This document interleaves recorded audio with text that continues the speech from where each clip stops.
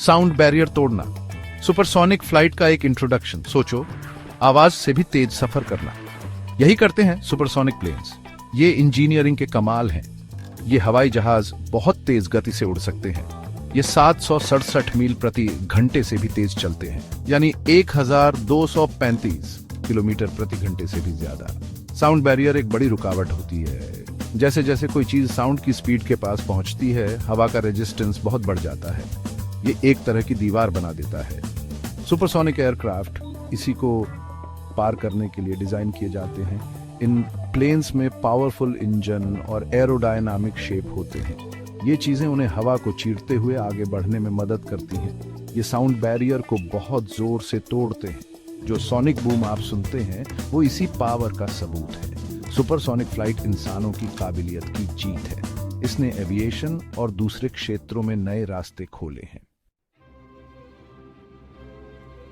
Supersonic flight के pioneers चक Jaeger से लेकर बेल एक्स-1 तक।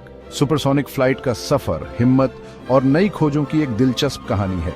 ये कहानी शुरू होती है बहादुर पायलट्स और दूरदर्शी इंजीनियर्स से। उन्होंने नामुमकिन को मुमकिन बनाने की ठानी। एक नाम सबसे आगे आता है, चक येगर। 14 अक्टूबर 1947 को येगर ने इतिहास में अपना नाम लिखा। वो आवाज से भी तेज उड़ान भरने वाले पहले इंसान बने। उन्होंने ये कारनामा एक्सपेरिमेंटल बेल एक्स-1 एयरक्राफ्ट में किया। बेल एक्स-1 एक रॉकेट पावर्ड एयरक्राफ्ट था। इसे खास तौर पर हाई स्पीड फ्लाइट के लिए डिजाइन किया गया था। इसका चिकना गोली जैसा आकार बहुत जरूरी था। इस डिजाइन ने ड्रैग को कम किया और इसे साउंड बैरियर को पार करने में मदद की। येगर की फ्लाइट एक बहुत अहम मोमेंट था। इसने सुपरसोनिक युग की शुरुआत की। इसने एडवांस्ड मिलिट्री और सिविलियन एयरक्राफ्ट के विकास का रास्ता खोला। सुपरसोनिक जेट्स की उड़ान शीत युद्ध में सैन्य वर्चस्व। 1950 और 1960 के दशक में सुपरसोनिक मिलिट्री एयरक्राफ्ट में तेजी आई। शीत युद्ध ने टेक्नोलॉजी में आगे निकलने की होड़ को हवा दी। अमेरिका और सोवियत संघ दोनों ने तेज और ज्यादा पावरफुल जेट्स बनाने में संसाधन लगाए।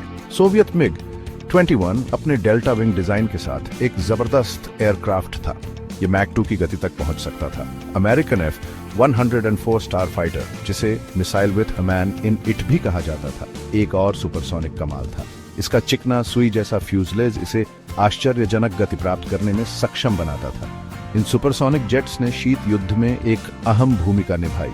उन्होंने शक्तिशाली निवारक और सैन्य शक्ति के प्रतीक के रूप में काम किया। उनके विकास ने एरोस्पेस इंजीनियरिंग की सीमाओं को आगे बढ़ाया। उनकी विरासत आधुनिक सैन्य विमानन को आकार देती रहती है।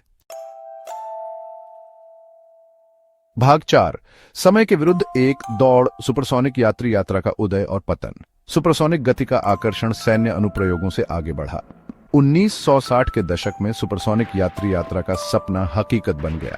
2 प्रतिष्ठित विमान सामने आए, कॉनकॉर्ड और टुपोलेव Tu-144। कॉनकॉर्ड ब्रिटेन और फ्रांस का एक संयुक्त उद्यम एक तकनीकी चमत्कार था। अपने विशिष्ट डेल्टा विंग्स और शक्तिशाली इंजनों के साथ यह यात्रियों को ध्वनि की गति से दोगुनी गति से ले जा सकता था। सोवियत संघ द्वारा विकसित टुपोलेव Tu-144 का एक समान उद्देश्य था, हालांकि इसे और अधिक परिचालन चुनौतियों का सामना करना पड़ा।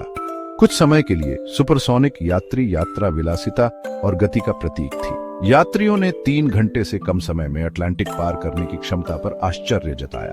हालांकि उच्च परिचालन लागत और पर्यावरणीय चिंताएं, विशेष रूप से सोनिक बूम, ने अंततः इन सुपरसोनिक दिग्गजों के पतन का कारण बना। कॉनकॉर्ड 27 साल की सेवा के बाद 2006 में सेवानिवृत्त हो गया।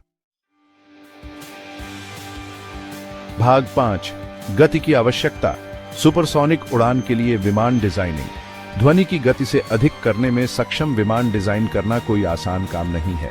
इसके लिए वायुगतिकी और उन्नत पदार्थ विज्ञान की गहरी समझ की आवश्यकता होती है। सुपरसोनिक विमानों में कई प्रमुख विशेषताएं होती हैं जो उन्हें उनके सबसोनिक समकक्षों से अलग करती हैं। एक महत्वपूर्ण पहलू एरोडायनामिक्स आकार है। सुपरसोनिक विमानों में आमतौर पर चिकना सुव्यवस्थित डिजाइन होता है, जिसमें तेज स्वेप्ट बैक विंग्स होते हैं। ये ड्रैग को कम करता है और उन्हें उच्च गति पर हवा में अधिक कुशलता से कटौती करने की अनुमति देता है। एक अन्य आवश्यक तत्व शक्तिशाली इंजन है। ये इंजन, जो अक्सर आफ्टर बर्नर से लैस होते हैं, बहुत अधिक जोर उत्पन्न करते हैं। जिससे विमान ध्वनि अवरोध से आगे निकल जाता है। सुपरसोनिक उड़ान के दौरान आने वाले अत्यधिक बलों और तापमान का सामना करने के लिए इन विमानों के निर्माण में टाइटेनियम और कंपोजिट जैसी उन्नत सामग्री का उपयोग किया जाता है।